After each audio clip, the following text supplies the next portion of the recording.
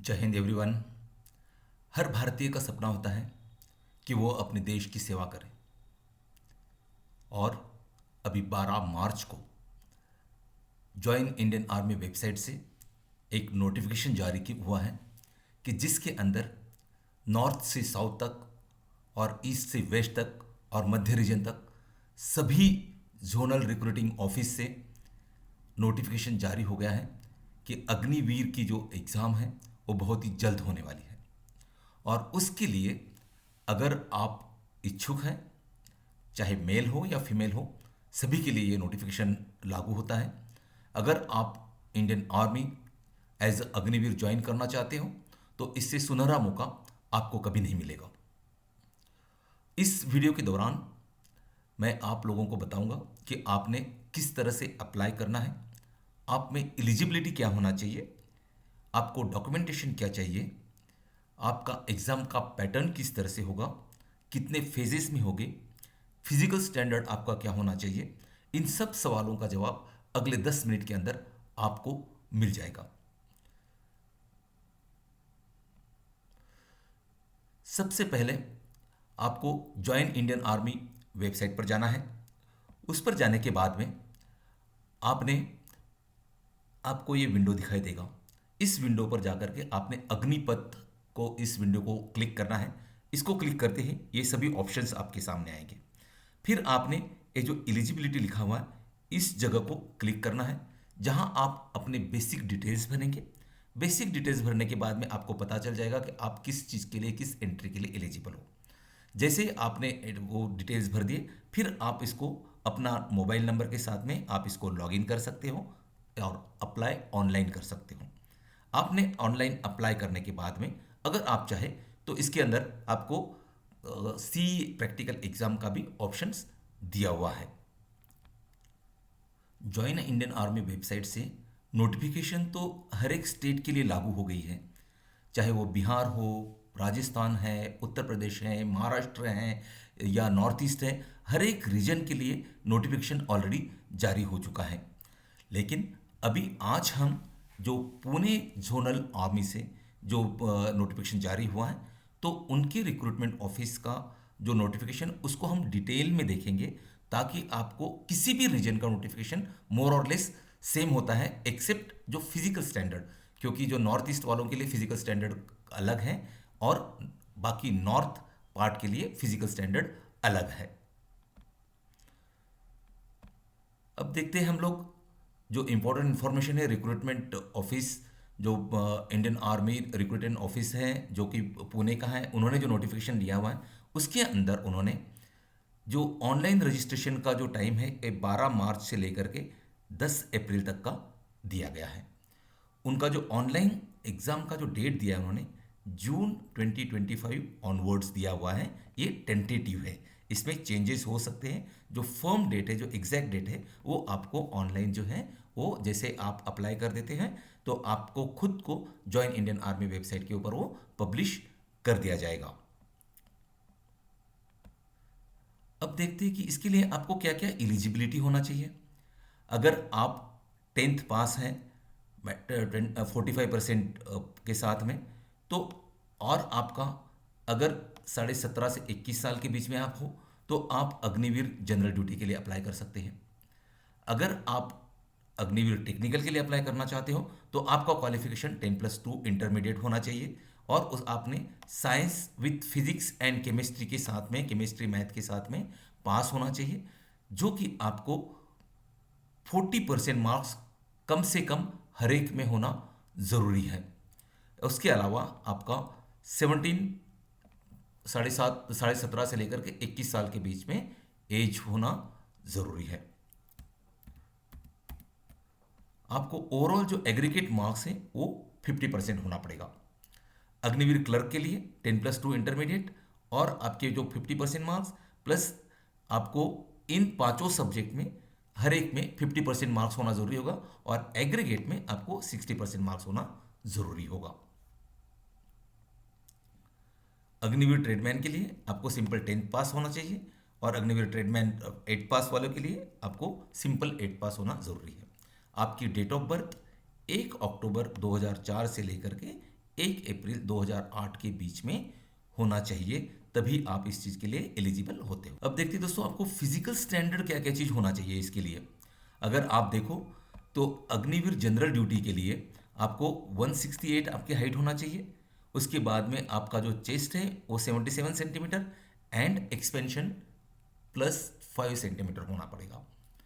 Agniveer technical के लिए 1 centimetre कम है, 167। क्लर्क के लिए 162 एंड ट्रेडमैन के लिए 168 होना चाहिए। और चेस्ट 76 प्लस 5 सेंटीमीटर एक्सपेंशन। और आपका जो वेट है वो प्रोपोर्शनेट टू आपके हाइट और एज के मुताबिक जो आर्मी मेडिकल के स्टैंडर्ड हैं, तो उस स्टैंडर्ड को देखते हुए आपका वेट चेक किया जाएगा। इसमें जो है आपको कुछ बोनस मार्क्स का भी क्राइटेरिया है। अगर आप एक सर्विसमैन या सर्विसमैन या वॉर विडोज के बच्चे हों तो आपको 20 मार्क्स मिल जाते हैं हर एक में। उसके बाद में अगर आप स्पोर्ट्समैन हो, आपने इंडिया को रिप्रेजेंट किया है या आपने नेशनल खेला है या आपने डिस्ट्रिक्ट या यूनिवर्सिटी खेला है, तो आपको उसी के अकॉर्डिंगली 20, 15, 10 एंड 5 रिस्पेक्टिवली मार्क्स आपको बोनस मार्क्स के तौर पर आपको एग्रीगेट पे मिल जाता है। अगर आप एनसीसी के कैडेट्स रहे हो और आपने ए सर्टिफिकेट, बी सर्टिफिकेट या सी सर्टिफिकेट पास किया हुआ है, तो आपको 5, 10 और या 20 मार्क्स जो है वो आपको बोनस मार्क्स के तौर पर मिल जाते हैं। अगर आपने C certificate Republic Day parade join करते हुए किया हुआ है तो आपको 25 मार्क्स बोनस मार्क्स इसमें मिल जाते हैं।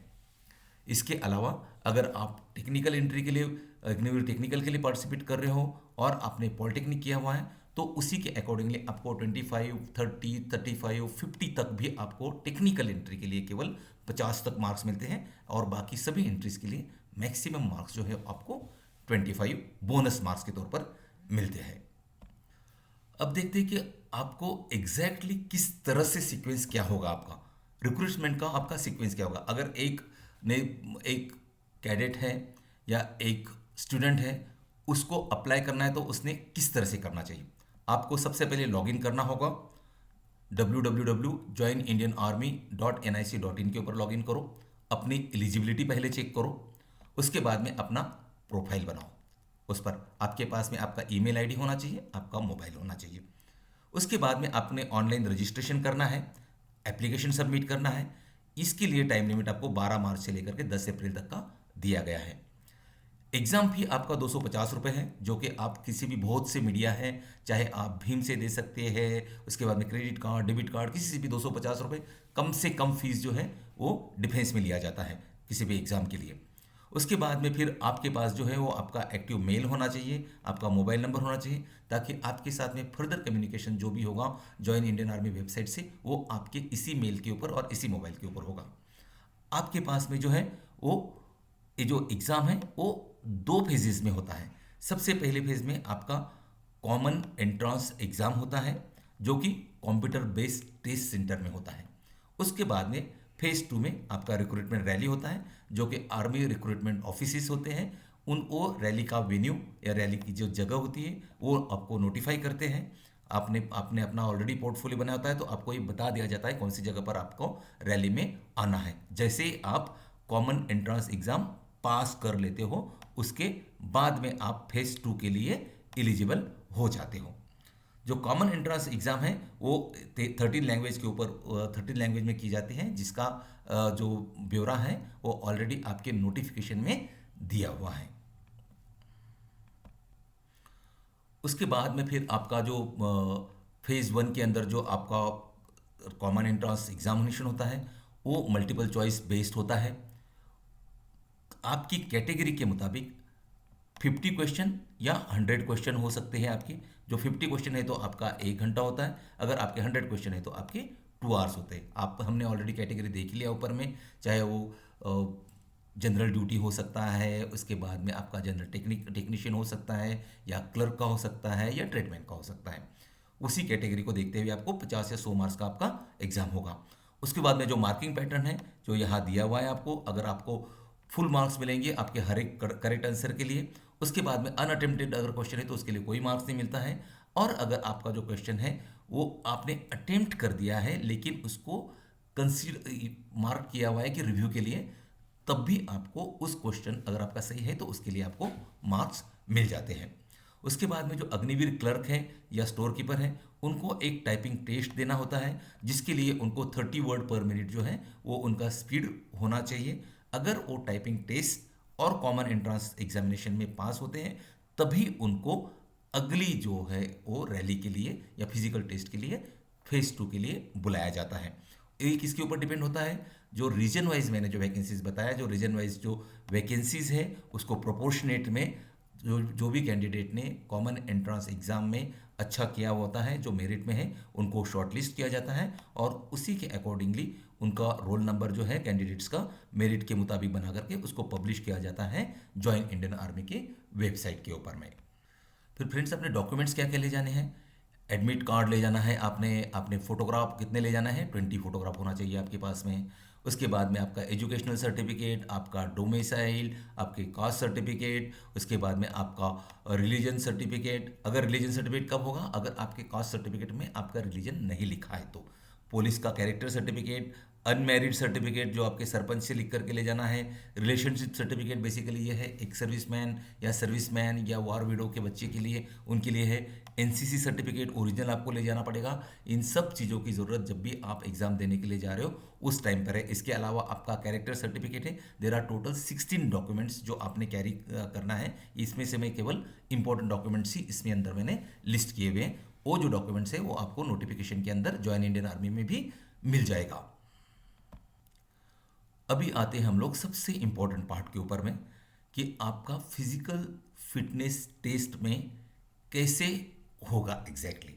ये जो टेस्ट है आपका, there are total 4 test which are conducted. एक आपका 1.6 किलोमीटर रन होता है, आपके बिम्स या पुलअप्स होते हैं, उसके बाद में आपका 9 फीट डिच होता है, उसके बाद में आपका जिगजैग बैलेंस होता है। इसमें सबसे इंपॉर्टेंट ये दो है, 1.6 किलोमीटर एंड पुलअप्स। ये दो चीज़ें अगर आप ये दोनों में बेस्ट है तो आपको पॉसिबिलिटी है कि आप मेरिट में सबसे टॉप आने से आपको कोई नहीं रोक सकता है। इसमें आपको आपका जो 1.6 किलोमीटर जो ये है, इसे अगर आपने केवल 5 मिनट और 30 सेकंड के अंदर अगर कर दिया तो आपको फुल मार्क्स मतलब 60 मार्क्स मिल जाते हैं।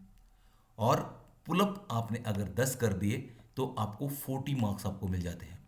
आप देख लीजिए, अगर आपको 60 और 40 मतलब 100 मार्क्स अगर आपको मिल गए तो आप मेरिट में पहले कुछ लोगों में आने में आपको कोई नहीं रोक सकता है। जो ग्रुप 4 है, जो 6 मिनट और 15 सेकंड के अंदर में आ रहा है, तो उसको 24 मार्क मिलते हैं। कहाँ 60 कहाँ 24। और अगर वो कोई 6 पुलअप करता है तो उसको 16 मार्क्स मिलते हैं। मतलब इसके दोनों को मिला करके टोटल 40 मार्क्स होते हैं और आपको जो है वो दोनों को मिला करके 100 मार्क होते हैं।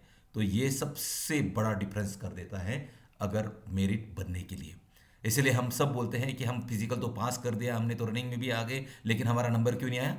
ये दोनों का फर्क होता है दोस्तों। आर्मी, नेवी या एयरफोर्स में किसी भी जगह का कोई भी दलाली से किसी से 5 पैसे नहीं लिया जाता है।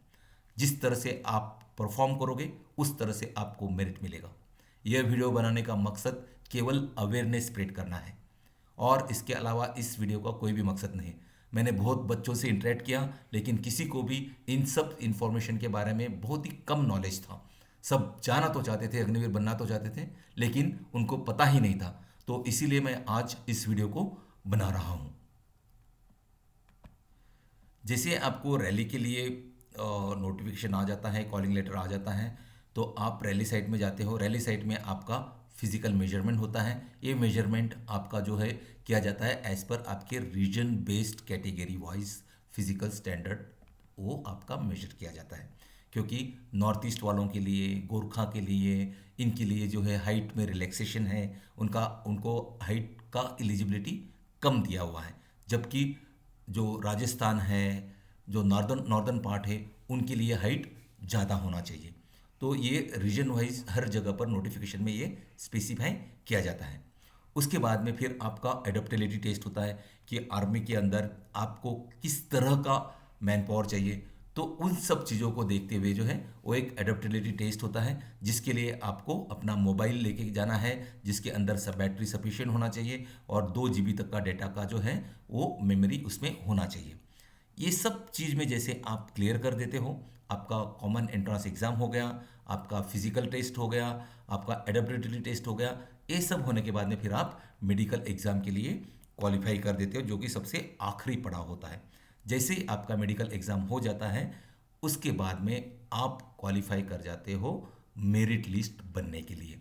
अगर आप मेरिट लिस्ट में वैकेंसी के मुताबिक जितने वैकेंसी उसमें अगर आ जाते हो, तो आपको कॉल लेटर आता है और आप बिल्कुल फौजी बनने के लिए रेडी हो जाते हो, और आपका सपना साकार होता है देश की सेवा, देश के फ्रंट के ऊपर करने का। जय हिंद दोस्तों।